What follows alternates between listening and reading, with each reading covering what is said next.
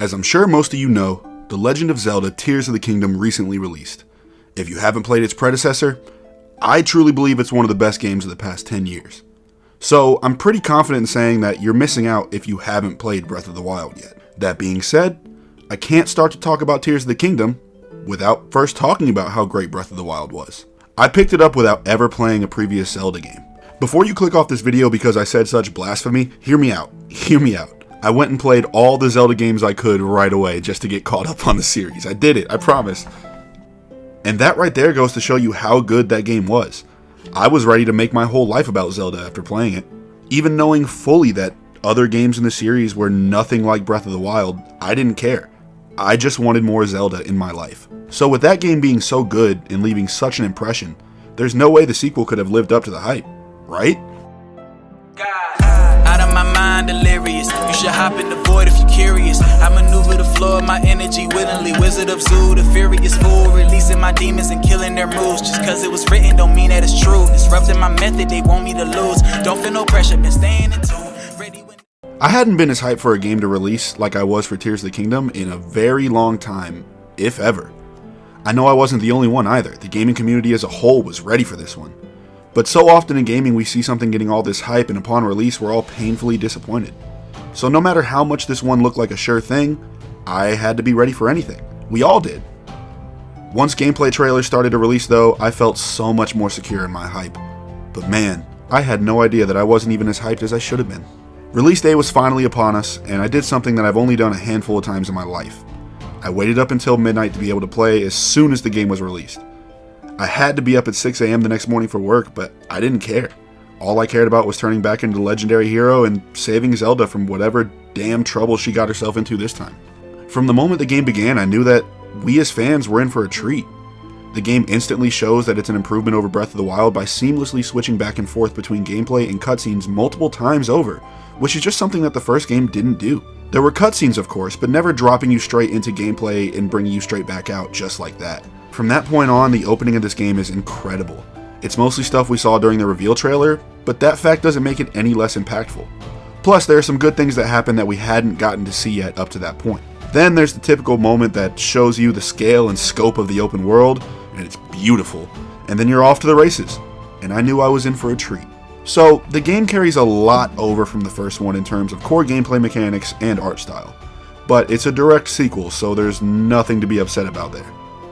I loved Breath of the Wild's art style, and I know for a fact that I'm not alone there. And there are plenty of added mechanics to keep things fresh gameplay-wise. The biggest one being the new abilities you get that completely replace the last game's powers. Gone are the days of running into a battle with a bomb in your hands.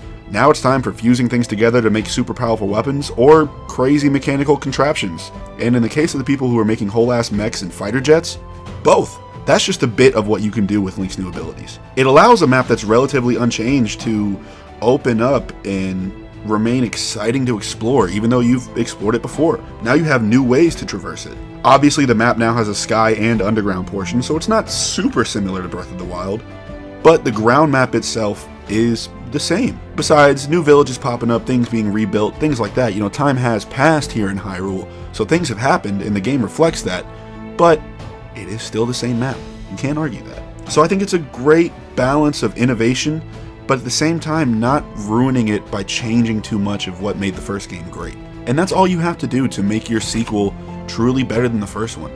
Just innovate in the ways that are going to do nothing but make the game more fun, and don't change the things that worked for you before. They basically drop you into the same world here, adding a sky world, adding an underground world, and adding a ton of different ways for you to traverse them. And a ton of different ways for you to attack your enemies and find loot and new items all over the map. So if a game is looking to make its sequel better, this should be the blueprint going forward. And I mean that. So there's one last thing I want to talk about, and to me it's the biggest reason that Tears of the Kingdom is an upgrade over the first installment. Even though Breath of the Wild was an amazing game, I always had the feeling that it seemed like more of a proof of concept game than anything. It was the first game in the series to go completely open world, not be linear. It took out traditional Zelda dungeons. It did a lot to change itself from the other games in the series. People raved at the game for dropping you into the world without telling you much and having minimal cutscenes, which, don't get me wrong, I'm not completely dismissing that point, but Tears of the Kingdom just feels so much more like a finished game to me. You need some direction. You need some cutscenes. You need some things to make you feel acclimated with the story and with the world that you're in. With far more traditional side quests and triple the amount of NPCs, it feels like the real finished product.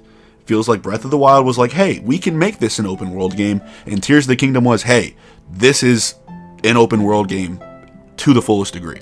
I'm not taking anything away from Breath of the Wild. It's obviously, like I've said already multiple times, an incredible game. But it just seems like they could have done so much more, and Tears of the Kingdom is where they did so much more. Tears of the Kingdom takes that leap of faith that was Breath of the Wild, gives it a pillow soft landing, and then catapults it back into the sky to live amongst the stars.